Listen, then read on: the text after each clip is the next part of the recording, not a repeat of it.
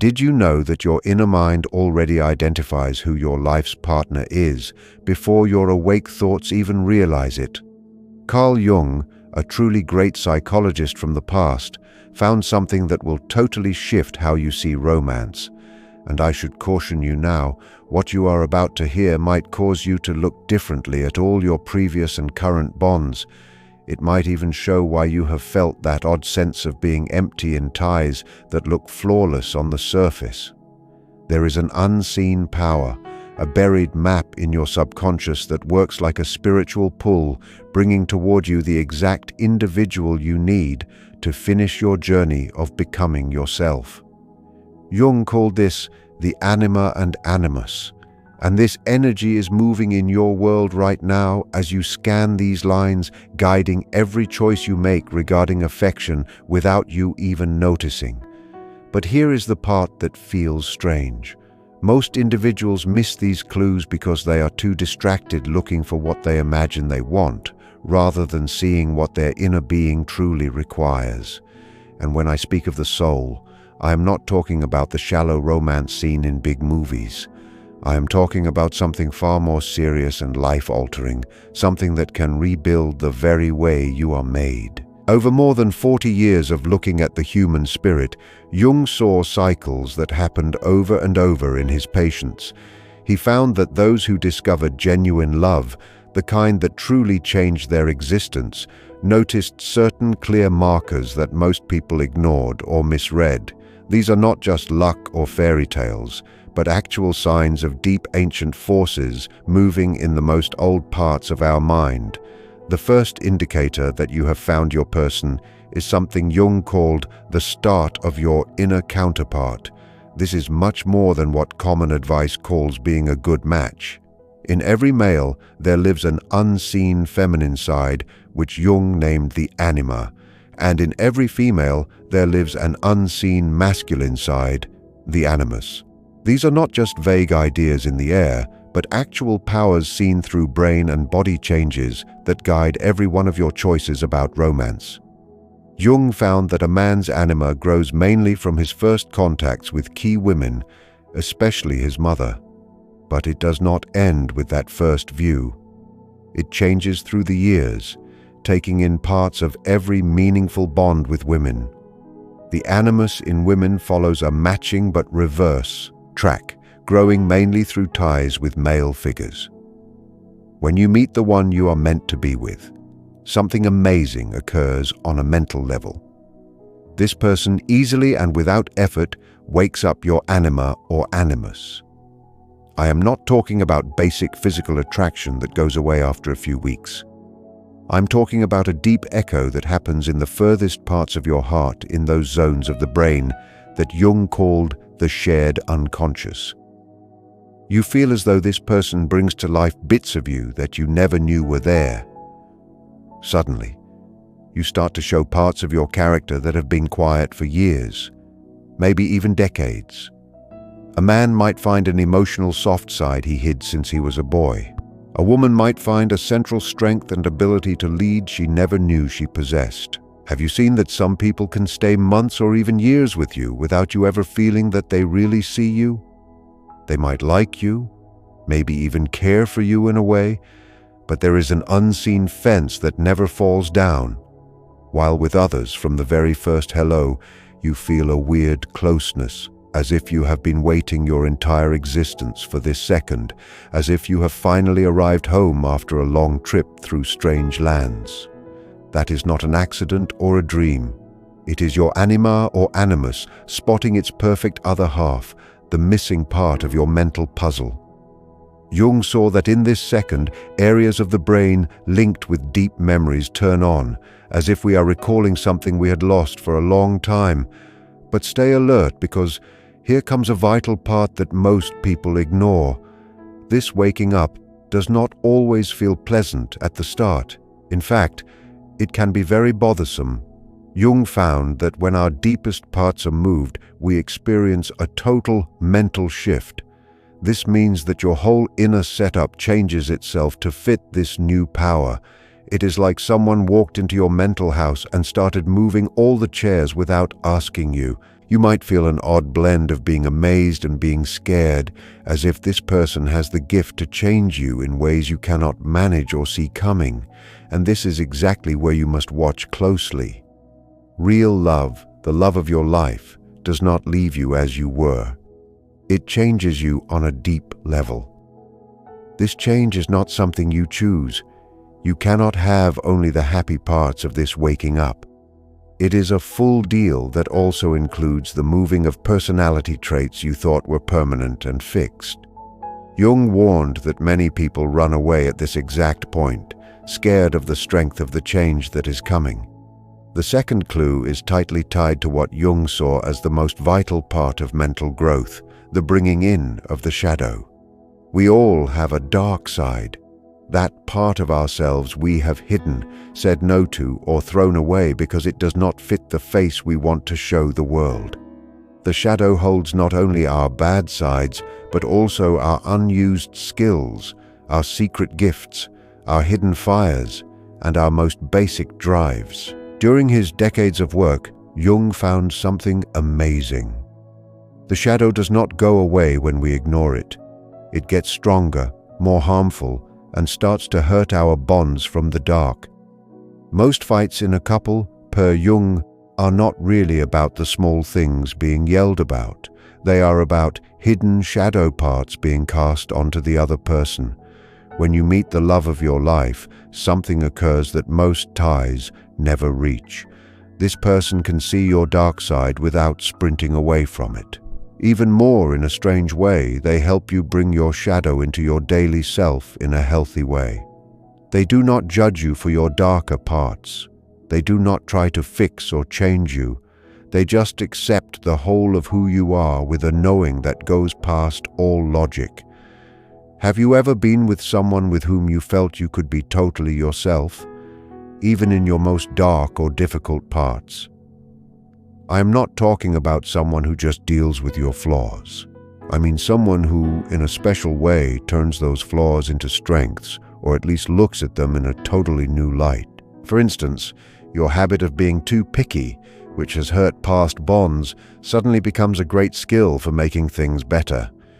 Your stubborn nature, which others saw as a bad trait, turns out to be great drive when pointed toward good goals. Your very high sensitivity, which has caused you so much hurt, becomes a special tool for feeling what others feel.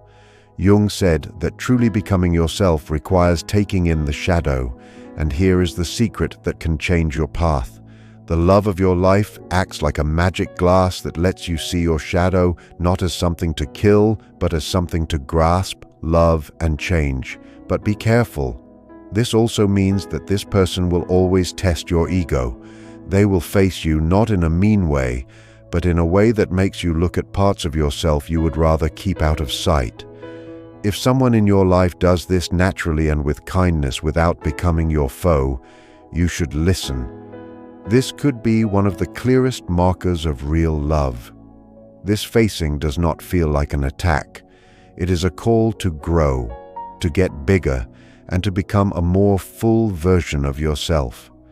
Jung saw that fights in such deep ties do not break the link, but make it deeper because both people know they are part of a special process of growing together. The third sign is maybe the most strange and strong of all, synchronicity. Jung made this word after years of seeing that certain events with no link seem to be joined by more than just luck. He defined it as meaningful accidents that show a deeper plan in the world, a plan that goes beyond the laws of cause and result. When it relates to the love of your life, these odd events grow many times over and take on very complex shapes. I am not talking about simple luck like meeting in the same shop. I mean a set of seemingly impossible things that happen to bring you together in a way that defies all common sense. Jung wrote down stories where his patients had chains of these events so thick that the math odds were 1 in millions. These could be meeting again and again in places where neither person should have been, or even dreams and gut feelings that came true with scary detail. The events tied to the love of your life have certain marks. First, they get stronger during times of worry or big choices in the bond. Second, they often involve signs or pictures that have deep meaning for both people. Third, they often have bits that seem to come from totally outside places. Jung believed that these events are signs that we are in line with our fate, with what he called the archetypal self, the most real version of who we are. When you see a string of these events around one person, your inner mind is sending you a loud message. This person is a main player in your growth. Have you seen that with some people? These things happen all the time, as if the world itself is working to keep you linked. It is as if a higher brain is planning things to make sure your paths keep crossing. But here is the cool part. These things do not stop once you are a couple. In fact, they get more intense. You start to feel what Jung called a spiritual joining, a mind link that goes past science. You might often think the same thing at the same time. You might have matching dreams without telling each other. You might have gut feelings about the other person that turn out to be perfectly right. Jung wrote about couples far apart who felt pain at the same time the other was hurt. This is not just a dream. It is a real thing Jung studied for years. This joining is not being needy. It is much deeper. It is as if you found a shared channel that lets you feel each other on levels beyond words. The fourth marker is tied to what Jung saw as the main goal of his work, the universal patterns of the shared mind. Per Jung, inside all of us are global ways of acting that we share with all humans. These roles include the lover, the wise one, the fighter, the mother, the father, the child, and others. Jung found that most people only use a tiny bit of the roles they have. This makes life feel like something is missing, like you are playing only a few tools in a big band. Life feels small and the same, like you are always acting one part. When you find your true love, you find that this person works like a master key that turns on many roles inside you at once. They wake up not just your lover, but also your wise side, your helper, your explorer, your artist, or any other part that needs to grow. This shows up in real ways. You might become more brave than you ever thought, more kind to others, more creative at your job, or more fun in your day. Not because you are acting, but because being near them turns on hidden spots in your mind. Jung saw that in real deep ties, both people help the other reach their top potential. It is as if each of you has the secret code to open the hidden boxes of the other, boxes that have been shut for years. Have you ever been with someone where you feel like your best self without trying? Not because you want to show off, but because they just bring out parts of you that you didn't know were there. This has big effects. Your creativity grows, your leading skills get better, your gut feeling gets sharper, your humor grows, your heart to face hard things goes up. It is as if this person turned on the lights in parts of your soul that were dark for years. The best part is that this is a two-way street. Not only do they bring out the best in you, you do the same for them. Together, you make a minefield that lets both of you become more real. Jung noted that couples who have this often get skills neither had on their own. Their combined brain is more than just two people. Their shared art is more than what one could do. Their power to fix problems and create beauty grows 10 times over. The fifth and last sign is maybe the most vital of all, the sure feeling that with this person you are living your own legend. Jung believed every person is born with a unique story, a deep plan that gives life a goal. This story is not something we make up. It is a deep pattern from the inner mind that leads us from birth to death. Most people live without ever linking to this story. They go through life like actors who never saw the whole script. When your true love shows up, suddenly it all makes sense in a way that goes past the brain. This person does not just fit into your days. Their being there makes your story feel richer and more full. It is as if you only lived half the book. and now you can see the whole tale. Jung called this the joining of opposites. It is not about being the same. It is about your differences fitting like gears to make something bigger. This does not mean your old life was a waste. It means all your past hurts, your big losses, and your wins were actually chapters that got you ready for this. Every pain becomes a lesson. Every loss is a step to something better. Every lonely night makes sense as the time you built the strength for this link. Jung called this the path to being you. He saw that for most, this path peaks when meeting the other, the person who makes you fully bloom. Have you ever felt that your life with someone takes on a spiritual meaning? As if all the bits of your life suddenly fit into a beautiful map? As if this person was the last piece of the puzzle? But you must grasp one thing. Spotting these signs takes a level of being honest with yourself that most people stay away from. It is much easier to look at things like looks, money, or hobbies than to dive into the deep parts of a bond. Jung warned that most run from real love because it asks for too much growth and too much truth. This deep love does not let you stay small or comfortable. It always pushes you to grow and face your dark spots. This kind of love means giving up the dream of being in control. It means trusting things you cannot explain. Are you really ready for that? Are you ready for someone to see every flaw and for their love to get stronger because of it? If these 5 signs are in your life, do not walk away because of fear. Your inner mind is trying to tell you something big about your path. Jung did not see love as just a feeling that comes and goes. He saw it as a deep force with the power to fix your mind and lead you to your best self. This power does not listen to games. It cannot be made or forced. It can only be seen and welcomed when it really shows up. Jung also saw that the deepest links often start in ways we don't expect. They can start as a friendship or even a fight. Deep love is rarely like a movie. It shows up slowly, like the sun coming up. It takes time for these signs to grow and for the shadow to be taken in. These signs are not a promise that life will be easy.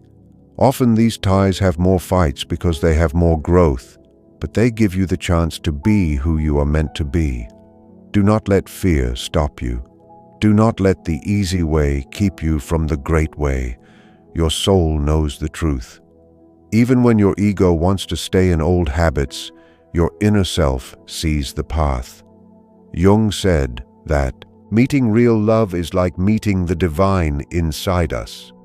Your inner mind has known the answer for a long time. Will you be brave enough to listen and act even if it goes against what you thought love was? The signs are there for those who are brave enough to look. Did you ever stop to think that finding this deep connection is only the beginning of a much larger journey? Many people assume that once the signs appear and the bond is formed, the work is over. But for Carl Jung, this was actually where the real alchemical process began. He viewed a transformative relationship as a chemical reaction, where if 2 substances meet, both are changed forever. This next phase is about what happens when you stay in that fire and let it refine you into your most authentic self. It is a path that moves from simple attraction into a state of shared consciousness that few ever reach. One of the most profound things that happens next is the movement from projection to reality. In the beginning, you often see your own inner light or darkness reflected in the other person. You see the god or goddess within them. But as the relationship matures, Jung observed that you must learn to withdraw these projections. This means seeing the human being in front of you for who they truly are, flaws and all, without losing the sense of the sacred between you. This is the stage of conscious love. It is no longer a blind force pulling you together. It is a daily choice to remain open and vulnerable. This stage is where you stop asking what the other person can do for your soul and start seeing how the relationship itself serves the world. As you move deeper into this bond, you will notice a shift in how you handle life's challenges.